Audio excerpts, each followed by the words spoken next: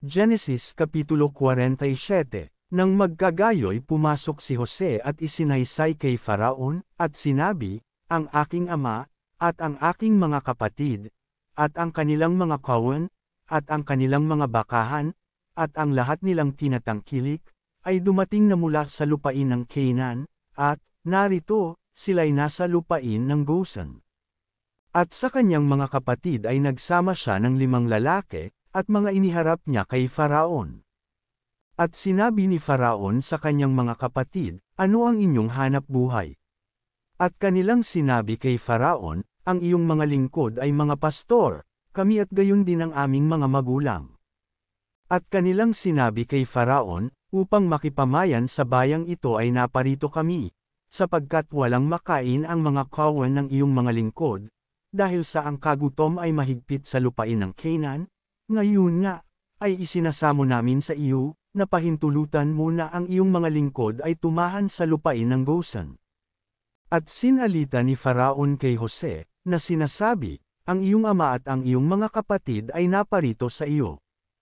Ang lupain ng Ehipto ay nasa harap mo, sa pinakamabuti sa lupain ay patirahin mo ang iyong ama at ang iyong mga kapatid, sa lupain ng Goshen patirahin mo sila, at kung may nakikilala kang mga matalinong lalaki sa kanila, ay papamahalain mo sa aking hayop. At ipinasok ni Jose si Jacob na kanyang ama, at itinayo niya sa harap ni Faraon, at binasbasan ni Jacob si Faraon. At sinabi ni Faraon kay Jacob, ilan ang mga araw ng mga taon ng iyong buhay? At sinabi ni Jacob kay Faraon, ang mga araw ng mga taon ng aking pakikipamayan ay 130 taon, kaunti at mas asama ang mga naging araw ng mga taon ng aking buhay, at hindi umabot sa mga araw ng mga taon ng buhay ng aking mga magulang sa mga araw ng kanilang pakikipamayan. At binasbasan ni Jacob si Faraon at umalis sa harapan ni Faraon. At itinatag ni Jose ang kanyang ama, at ang kanyang mga kapatid, at sila'y binigyan ng pag-aari sa lupain ng Ehipto, sa pinakamabuti sa lupain ng Ramses, gaya ng iniutos ni Faraon. At pinakain ni Jose ng tinapay ang kanyang ama, at ang kanyang mga kapatid, at ang buong sangbahayan ng kanyang ama, ayon sa kani-kanyang sangbahayan. At walang tinapay sa buong lupain, sapagkat ang kagutom ay totoong malala, na anupat ang lupain ng Ehipto, at ang lupain ng Canaan ay nanglulupepe dahil sa kagutom. At tinipon ni Jose ang lahat ng salapi na nasumpungan sa lupain ng Ehipto, at sa lupain ng Canaan, dahil sa trigom kanilang binibili, at ipinasok ni Jose ang salapi sa bahay ni Faraon. At nang ang salapi ay maubos na lahat sa lupain ng Ehipto, at sa lupain ng Canaan, ay naparoon kay Jose ang lahat ng mga Egyptyo, at nagsabi, bigyan mo kami ng tinapay, sapagkat bakit kami mamamatay sa iyong harap? Dahil sa ang aming salapi ay naubos.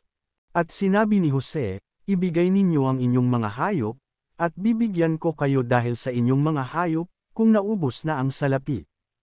At kanilang dinala ang kanilang mga hayop kay Jose, at binigyan sila ni Jose ng tinapay na pinakapalit sa mga kabayo, at sa mga kawan, at sa mga bakahan, at sa mga asno, at kanyang pinakain sila ng tinapay na pinakapalit sa kanilang lahat na hayop sa taong yaon. At nang matapos ang taong yaon ay naparoon sila sa kanya ng 2 taon, at kanilang sinabi sa kanya, hindi namin ililihim sa aming Panginoon, na kung paanong ang aming salapi ay naubos, at ang mga kawan ng hayop ay sa aking Panginoon, wala nang naiiwan sa paningin ng aking Panginoon kundi ang aming katawan at ang aming mga lupa. Bakit nga kami mamamatay sa harap ng iyong mga mata, kami at ang aming lupa? Bilhin mo ng tinapay kami at ang aming lupa at kami at ang aming lupa ay paaalipin kay Faraon, at bigyan mo kami ng binhi, upang kami ay mabuhay, at huwag mamatay, at ang lupa ay huwag masira. Sa ganito'y binili ni Jose ang buong lupain ng Ehipto para kay Faraon, sapagkat ipinagbili ng bawat isa sa mga Egyptyo ang kanyang bukid, dahil sa ang kagutom ay totoong mahigpit sa kanila, at ang lupain ay naging kay Faraon.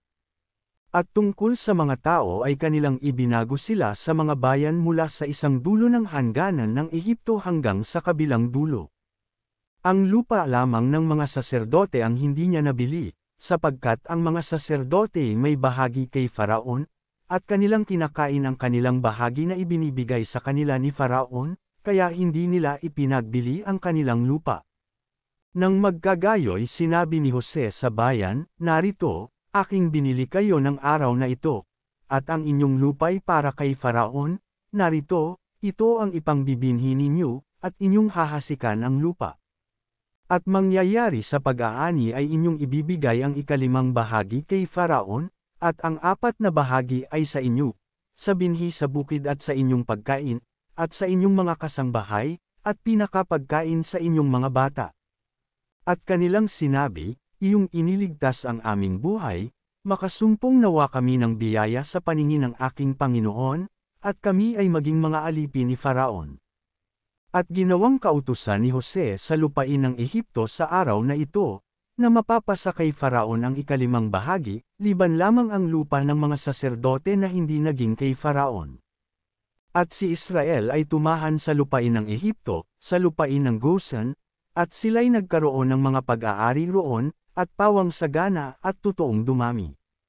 At si Jacob ay tumira sa lupain ng Ehipto na 17 taon, kaya't ang mga araw ni Jacob, ang mga taon ng kanyang buhay, ay 147 taon.